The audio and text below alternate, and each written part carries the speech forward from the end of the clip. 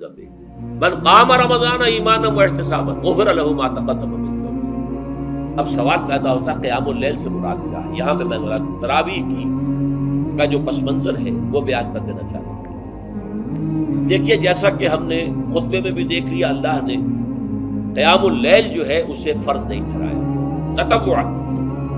قرآن مجید میں بھی اس کا کوئی ذکر نہیں، احادیث میں اس کی تشویق و ترغیب پوری موجود ہے۔ ایک اور حدیث بھی ہم بعد میں پڑھیں گے۔ اس کا پس منظر کیا تھا کہ اس کو چھوڑ دیا گیا۔ اب ظاہر بات ہے مسلمانوں میں کمزور بھی ہیں، مسلمانوں میں وہ مزدوری کرنے والے بھی ہیں، روزہ تو فرض ہے ان پر، چاہے مئی کا مہینہ ہے اور گندم کاٹنی ہے، روزہ پھر بھی رکھنا ہوگا، یہ سب کچھ۔ لیکن یہ کہ رات کو پھر کھڑے رہنا ان کے لیے، جاگنا ممکن ہے، لہذا ان کے اوپر یہ چیز فرض ہے۔ حضور نے تراویح کی نماز یا قیام اللیل نہ اسے فرض قرار دیا، نہ اس کے بعد جماعت کوئی اہتمام کیا مستقل۔ صرف 3 راتیں آپ نے جماعت کروائی ہے، اس میں 8 رکعتیں آپ نے پڑھی ہیں کہ جو آپ کا معمول تھا تہجد کا، وہ پڑھی، اور تہجد کے وقت ہی جماعت کرائی ہے۔ یہ ہے وہ حدیث۔ اس کے علاوہ کسی نماز تراویح جو ہے جو ہم پڑھتے ہیں 20 رکعتیں عشاء کے ساتھ متصل، اس کا کوئی ذکر نہ دور نبوی میں ہے نہ دور صدیق اکبر میں۔ یہ دور حضرت عمر کی خلافت میں ہوا ہے، اور ہم نہیں کہہ سکتے کتنے سال کے بعد ہوا ہے۔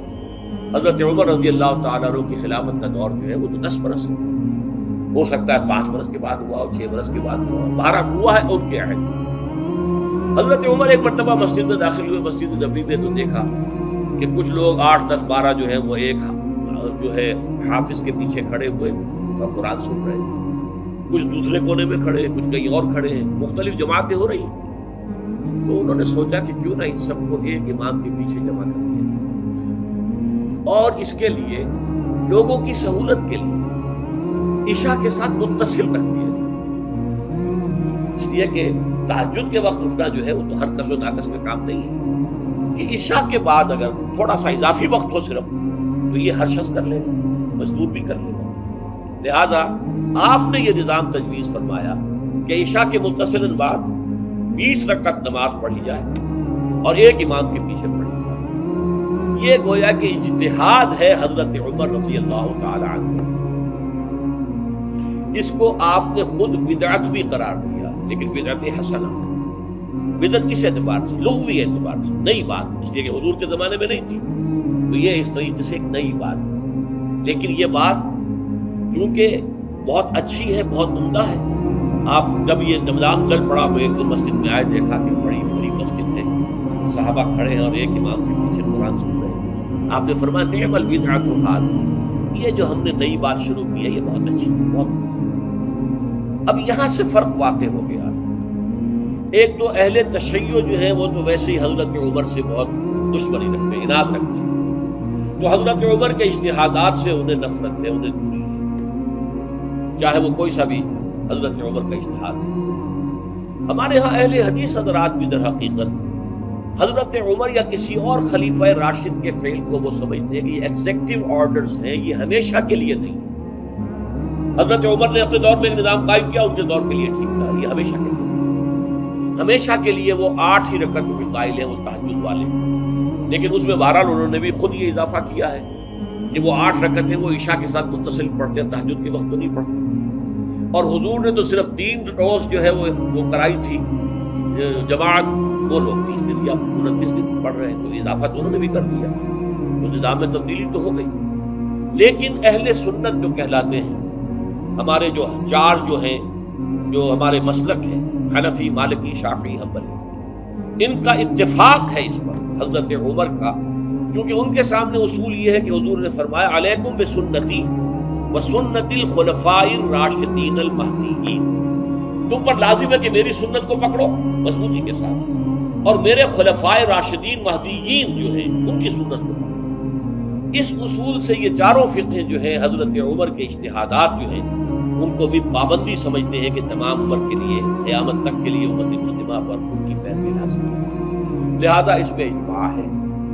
اور یہاں تک کہ یہ سب سے آخری جو اس میں مسلک پیدا ہوا ہے زمانی اعتبار سے، سب سے پہلے مسلک جو ہے حنفی پیدا ہوا، پھر مالکی پیدا ہوا، پھر شافعی پیدا ہوا اور پھر حنبلی آخری۔ اور امام احمد ابن حنبل بہت بڑے محدث بھی ہیں۔ مسند احمد ابن حنبل جو ہے وہ بہت بڑی کتاب ہے، بہت اہم کتاب ہے، جامع کتاب ہے۔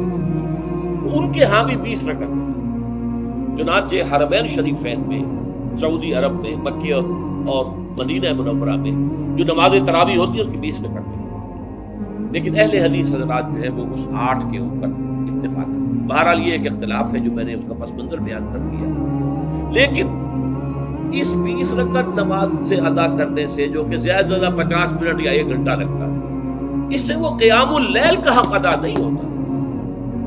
قیام اللیل کا تو کچھ اور ہی تقاضا ہے۔ قیام کسے کہتے ہیں؟ یہ سورہ مزمل سے واضح ہوتا ہے، یا ایھا المزمل قم اللیل الا قلیلا نصفہ او انقص منہ قلیلا او زد علیہ ورتل القرآن ترتیلا۔ آدھی رات یا آدھی رات سے کچھ کم، یعنی تہائی رات یا آدھی رات سے کچھ زائد، 2/3 رات، یہ ہے قیام اللیل۔ چنانچہ سورہ مزمل ہی کی آخری آیت جو دوسرا رکوع مشتمل ہے جس پر، اس میں صاف کہہ دیا گیا ان ربک یعلم انک تقوم ادنی من ثلثی اللیل ونصفہ وثلثہ وطائفۃ من الذین معک۔ اے اللہ کے نبی، اللہ خوب واقف ہے کہ آپ بھی اور آپ کے ساتھ ایک جماعت بھی رات کو کھڑی رہتی ہے، 2/3 رات یا آدھی رات یا 1/3 رات۔ یہ سارا معاملہ جو ہے قیام اللیل کا، گویا کہ کم سے کم 1/3 رات پر اس کا اطلاق ہو سکے گا، یہ نہیں کہ 1 گھنٹے۔ اب اس کے ضمن میں دیکھیے حدیث پڑھیے، تیسری حدیث ہے عن عبداللہ ابن عمرو ابن العاص رضی اللہ تعالی عنہ۔ یہ وہی عبداللہ ابن عمرو ہے جن کی میں نے آپ کو حدیث پہلے سنائی ہے۔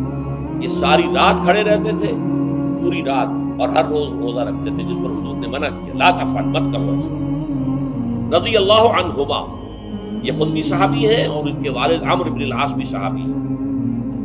ان رسول اللہ صلی اللہ علیہ وسلم قال، کہ اللہ کے رسول صلی اللہ علیہ وسلم نے فرمایا، الصیام والقرآن یشفعان للعبد، روزہ اور قرآن بندے کے حق میں شفاعت کریں گے۔ یقول الصیام، روزہ ہی عرض کرے گا اللہ کی جناب میں، اے رب پروردگار، انی منعتہ الطعام والشہوات بالنہار، میں نے تیرے اس بندے کو دن کے دوران کھانے پینے سے اور اپنی شہوت کا تقاضا پورا کرنے سے روکے رکھا، یہ میری وجہ سے روکا رہا، تو میری شفاعت اس کے حق میں قبول فرما، فشفعنی فیہ، میری شفاعت اس کے حق میں قبول فرما۔ ویقول القرآن، قرآن کیا کہے گا؟ منعتہ النوم باللیل، میں نے اسے رات کے وقت سونے سے، نیند سے روکے رکھا، فشفعنی فیہ، تو اس کے حق میں میری شفاعت قبول فرما۔ حضور فرماتے ہیں فیشفعان، ان دونوں کی شفاعت قبول کی جائے گی۔ یہ ہے قیام اللیل۔ یہ قیام اللیل صرف تراویح کی نماز سے جو پڑھ لی جاتی ہے، اور ہمارے ہاں تو یہ ہے، وہاں کم سے کم یہ تو تھا، صحابہ کرام کھڑے ہوتے تھے تو جو قاری پڑھ رہا ہوتا تھا وہ ان کے دل میں اترتا جاتا تھا، اس کا مضمون اور مفہوم جو ہے ان کو معلوم ہے، لہذا وہ اس کی زبان سے نکلا ہوا ہر لفظ ان کے قلب کی گہرائیوں تک اتر رہا۔ یہاں تو یہ ہے پیرٹ لائک حافظ ہے، اسے خود پتہ نہیں میں کیا پڑھ رہا ہوں، اکثر حفاظ جو ہے وہ عالم تو نہیں ہوتے، اور جو سن رہے ہیں انہیں کچھ پتہ نہیں ہم نے کیا سنا، تو ٹھیک ہے، کم سے کم ثواب تو انہیں ملے گا کہ انہوں نے وقت نکالا ہے، 1 گھنٹہ ہی اضافی صحیح، لیکن بہرحال اس کا وقت تو انہوں نے نکالا ہے، محنت کی ہے، کھڑے رہے ہیں، ثواب ملے گا۔ لیکن جو مقصد ہے وہ حاصل نہیں ہوتا۔ اس مقصد کے حصول کے لیے اول تو قیام اللیل کی کم سے کم مدت 1/3۔ اگر کوئی شخص فرض کیجئے کہ اس کے ہاں کوئی اور انتظام نہیں ہے، جیسا کہ ہمارے ہاں ہم نے انتظام کیا ہے بڑے بڑے شہروں میں دورہ ترجمہ قرآن، اس میں ہمیں 5 گھنٹے لگ جاتے ہیں، نصف شب کے قریب جو ہے معاملہ ہو جاتا ہے۔ اس میں کیا ہوتا ہے کہ ہر 4 رکعت سے پہلے جو اس کے اندر پڑھا جانا ہے حصہ قرآن کا، اس کا پہلے ہم مطالعہ کرتے ہیں بیٹھ کر، ترجمہ اور کچھ موٹے موٹے نکات کی جو ہے وضاحت، پھر کھڑے ہو گئے اور قاری صاحب کے پیچھے 4 رکعتوں کے اندر وہ 4 رکوع یا جتنے بھی ہیں پڑھ لیے، سن لیے، پھر بیٹھ گئے 4 کے بعد پھر اگلی 4 رکعتوں کے اندر جو کچھ پڑھا جانے والا ہے اس کا ترجمہ، اس کی تفہیم ہو گئی، پھر کھڑے ہو گئے، پھر سن لیے۔ اس طریقے سے 5-6 گھنٹے میں تراویح ختم ہوئی، تو تراویح بھی ہو گئی، حضرت عمر کے اجتہاد پر عمل بھی ہو گیا، 20 تراویح ہو گئی، لیکن یہ ہے کہ اس کے ساتھ جو اصل غرض و غایت سے قیام اللیل کی وہ بھی حاصل ہے۔ یہ ہم نے 17 سال پہلے شروع کیا تھا یا 18 سال پہلے، اور وہ انشاءاللہ اللہ کے فضل و کرم سے اب چل رہا ہے، بڑے بڑے شہروں میں ہو رہا ہے۔ لاہور میں جن مقامات پر ہو رہا ہے وہ تازہ جو ندائے خلافت ہے اس کے اندر آپ اس کی فہرست دیکھ لیں۔ کراچی میں تو اس سے غالباً 3 گنا مقامات کے اوپر وہ کام ہو رہا ہے، اور دوسرے شہروں میں بھی ہو رہا ہے۔ تو اس سے در حقیقت وہ غرض و غایت، وہ حکمت جو ہے پوری ہوتی ہے کہ یہ دونوں چیزیں پیرلل ہیں۔